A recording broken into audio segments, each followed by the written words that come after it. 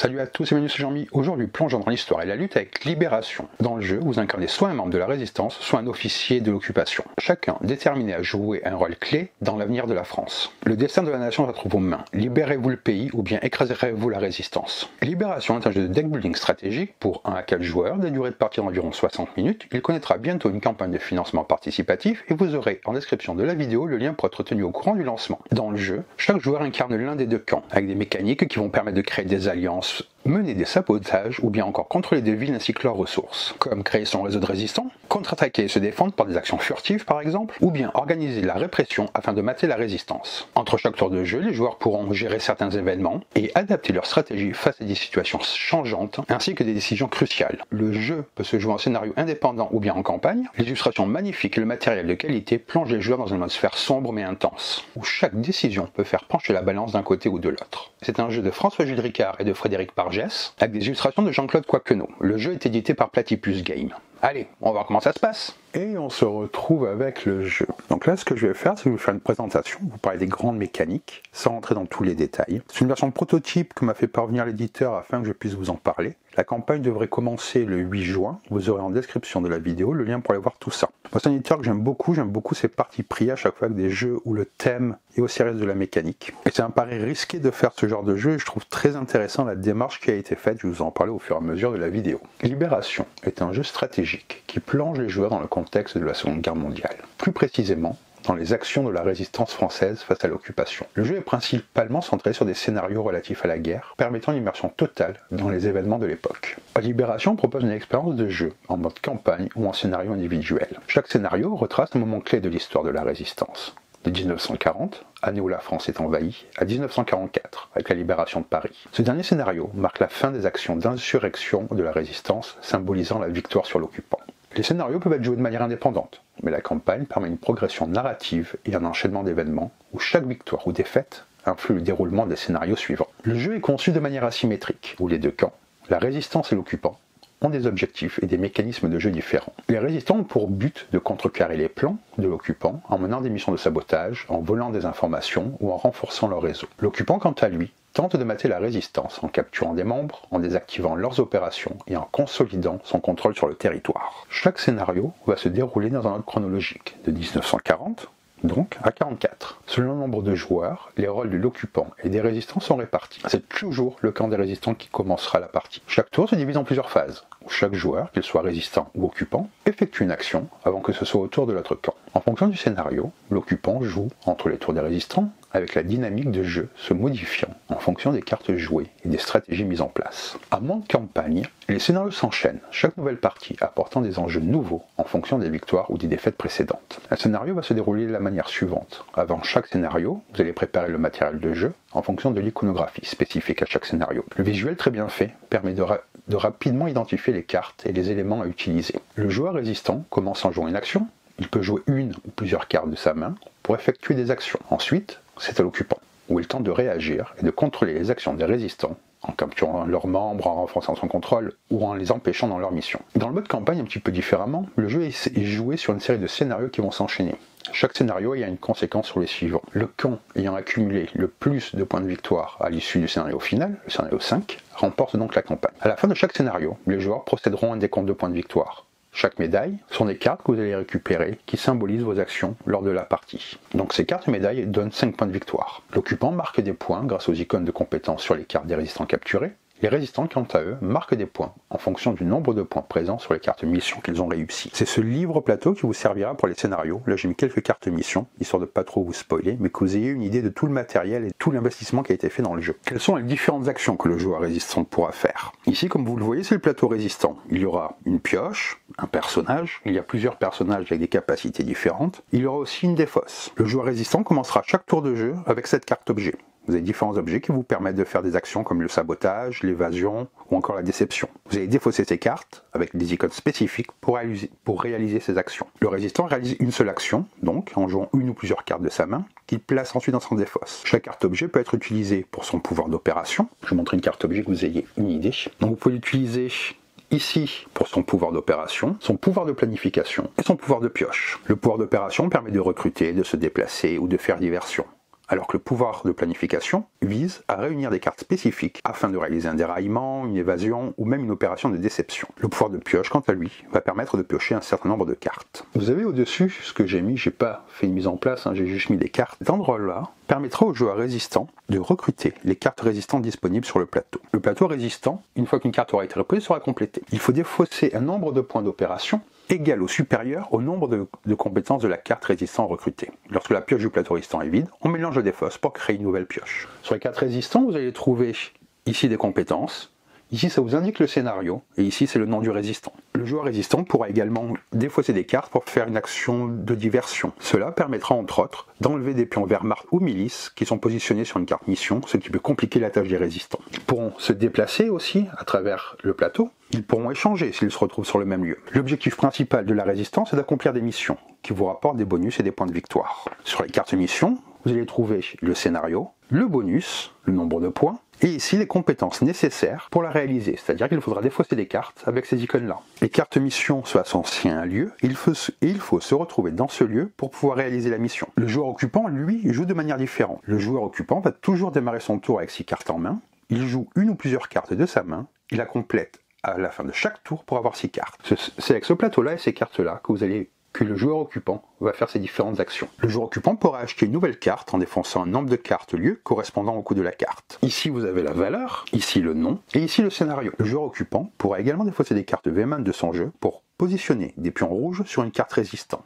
cartes qui sont au-dessus. Cela compliquera la tâche du joueur résistant s'il veut recruter cette carte. Pour également les arrêter, vous allez lancer le dé. Vous voyez, il y a des dés au-dessus qui servent pour différentes actions, comme par exemple les lancer pour voir si le résistant est arrêté ou s'il arrive à s'échapper. C'est de la même manière que vous allez réaliser les raids, car le joueur occupant peut défausser une ou plusieurs cartes raids, ce sont des cartes qu'il aura dans sa main, afin de déclencher une arrestation sur un lieu où se trouve un résistant. Il pourra également faire appel à des officiers de la Wehrmacht. Tout le rôle du joueur occupant va donc être de contrecarrer et d'anticiper ce que les résistants vont faire, alors que les résistants devront faire preuve de malice et de stratégie afin de mener à bien leurs différentes missions. Vous avez un plateau qui est couvert ici, qui est le plateau de score, que je vais un peu plus vous montrer. Ce plateau-là qui est le plateau de score, il permettra de faciliter la gestion de l'ordre du tour, de compter les différents scores, car en effet les résistants vont marquer des points lorsqu'ils réaliseront des missions, alors que l'occupant marquera des points par exemple lorsqu'il capture des résistants. Cela vous permettra de gagner des jetons médailles. Vous allez également gagner des médailles qui vous feront avancer plus rapidement sur la piste de score. Vous allez placer différents jetons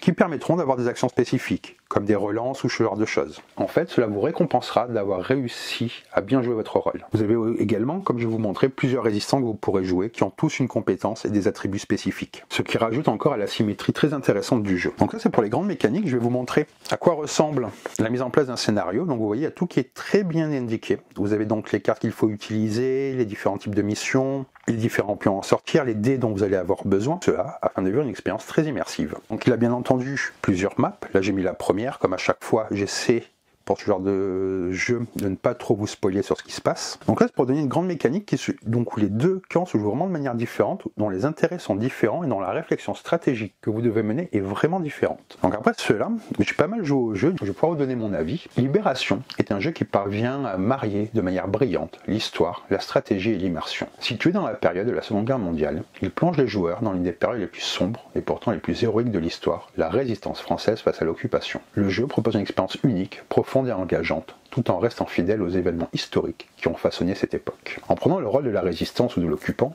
les joueurs vivent des événements fictifs mais très inspirés de véritables missions de la résistance contre l'occupation. Grâce à ces mécaniques de jeu sophistiquées, son gameplay asymétrique et son attention minutieuse aux détails historiques, Libération se distingue non seulement comme un excellent jeu, mais aussi comme une véritable expérience immersive dans l'histoire. Un des points forts du jeu réside dans son thème historique, profondément ancré dans la réalité de la Seconde Guerre mondiale. En jouant à Libération, les joueurs ne sont pas seulement confrontés à un défi stratégique, mais aussi à un contexte historique chargé d'émotions et de signification. Le jeu s'appuie sur des faits historiques réels, comme les premiers pas de la résistance, mais prend également la liberté de tordre légèrement la réalité pour offrir une expérience plus engageante. Le jeu parle par exemple du réseau du Musée de l'Homme, l'un des premiers groupes de résistance en France, ce qui permet d'initier les joueurs à l'histoire d'un réseau moins connu, mais essentiel pour la lutte contre l'occupation. Ce réseau a été formé par des intellectuels et des militants qui, malgré leurs ressources limitées, ont réussi à organiser des actions de sabotage et de renseignement. Le jeu ne se contente pas de relater les événements, il les fait vivre. Chaque action entreprise par le joueur résonne comme un petit pas vers la libération,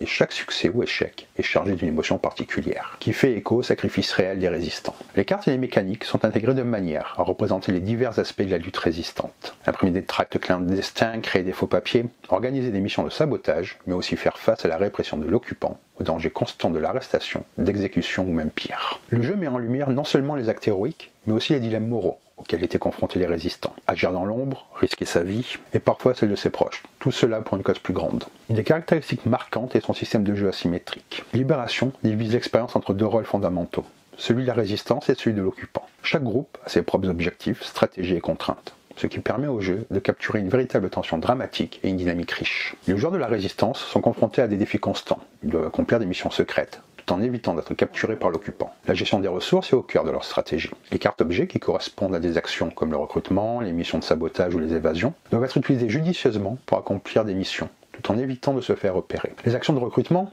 les déplacements et la réalisation de missions nécessitent une planification minutieuse et une prise de décision stratégique. Les joueurs résistants doivent constamment évaluer les risques de chaque action, car chaque erreur peut entraîner une arrestation, voire la perte d'un personnage clé pour la résistance. D'un autre côté, l'occupant joue un rôle de persécution, tentant de réduire au silence la résistance. Leur objectif principal est de repérer, capturer et éliminer les résistants avant qu'ils ne puissent réaliser leur mission. L'occupant va utiliser les cartes de V-Man, Raid ou autres Wehrmacht pour mener des raids, organiser des arrestations et semer la terreur parmi les membres de la résistance. Le joueur occupant doit aussi faire preuve de stratégie pour maximiser l'efficacité de ses actions, en utilisant les cartes de manière à perturber les résistants tout en maintenant un contrôle constant sur les territoires occupés. Ce jeu asymétrique crée un équilibre parfait, où chaque camp dispose d'un ensemble de mécanismes qui lui sont propres, mais où l'interaction entre les deux camps est ce qui détermine réellement l'issue de la partie. Le joueur résistant devra constamment chercher à échapper à la vigilance de l'occupant, tandis que ce dernier devra prévoir les mouvements de la résistance et tenter de les devancer à chaque tour. Cela rend chaque partie extrêmement tendue et engageante. Le jeu repose sur un système de gestion de ressources et de prise de décision stratégique qui est particulièrement bien conçu. Chaque action effectuée par les joueurs, qu'ils soient résistants ou occupants,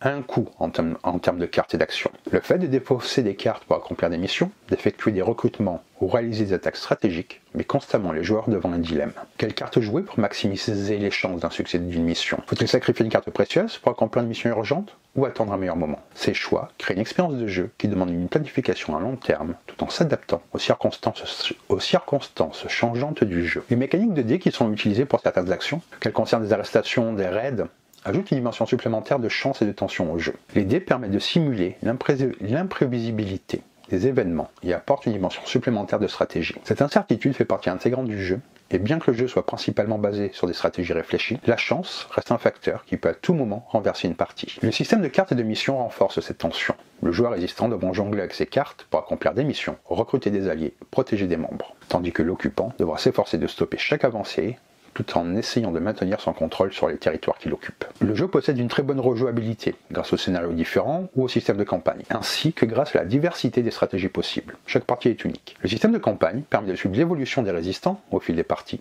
avec la possibilité de conserver certaines cartes entre les scénarios, de perdre des membres si l'occupant réussit à capturer des résistants. Cette dynamique garantit que les joueurs auront toujours une expérience nouvelle et différente à chaque nouvelle campagne. De plus, les missions, les cartes et les objectifs peuvent être différents, permettant aux joueurs de découvrir de nouvelles stratégies et de vivre des moments inédits. Bien que Libération soit un jeu de stratégie assez complexe, son système de règles est bien conçu et facile à comprendre. Les mécaniques sont clairement expliquées dans le manuel, et les interactions entre les différentes cartes et les actions sont intuitives, bien que nécessitant de la réflexion et de l'expérience. Le jeu est conçu de manière à ce que les nouveaux joueurs puissent se familiariser avec la base du gameplay assez rapidement, tout en offrant une profondeur suffisante pour que les joueurs expérimentés ne se lassent jamais. Les règles sont détaillées et bien structurées, avec des exemples de gameplay clairs qui permettent aux joueurs de comprendre rapidement la logique des actions à entreprendre. Une fois que les bases du jeu sont comprises, l'expérience devient fluide et agréable, et les joueurs peuvent pleinement apprécier la profondeur du gameplay. Libération est bien plus qu'un jeu, c'est une expérience immersive, riche, stratégique, qui réussit à capturer l'essence même de l'histoire tout en offrant une rejouabilité et une profondeur stratégique exceptionnelle. Les mécaniques de jeu, les stratégies asymétriques et l'immersion dans la résistance sont des éléments qui font de ce jeu un petit bijou pour les passionnés d'histoire et les amateurs de jeux de société en général. Chaque partie de Libération est un défi où les décisions stratégiques sont cruciales, où l'incertitude des dés peut changer le cours de l'histoire et où chaque joueur a un rôle essentiel à jouer. Pour les amateurs de jeux d'histoire, de stratégie et d'immersion, je vous invite à suivre Libération. Il a réussi à marier l'intensité de la guerre, l'esprit de résistance et la complexité stratégique,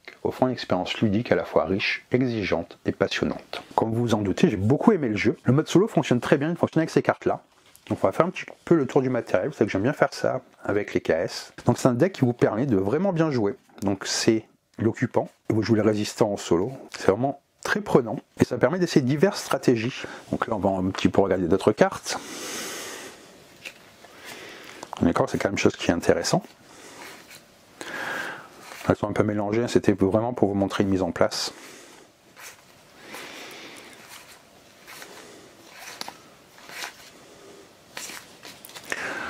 Regardez un petit peu ces cartes là. Je vais pas vous montrer les cartes mission, comme ça vous avez la surprise quand vous commencerez le jeu. Donc la campagne devrait être lancée le 8 juin. Vous aurez comme d'habitude le lien en description de la vidéo. Vous avez aussi, je vous ai mis là, beaucoup de matériel, que ce soit au niveau des jetons, des cartes, c'est vraiment très agréable. Ça a vraiment une vraie belle présence sur la table. Et on est vite plongé dans tout l'univers du jeu. Moi j'ai passé un excellent moment, j'ai adoré le jeu. Donc j'espère que cette vidéo vous a plu. Si elle vous a plu, n'hésitez pas à laisser un commentaire et à vous abonner à la chaîne. Sur ce, je vous dis bonne partie et bon jeu!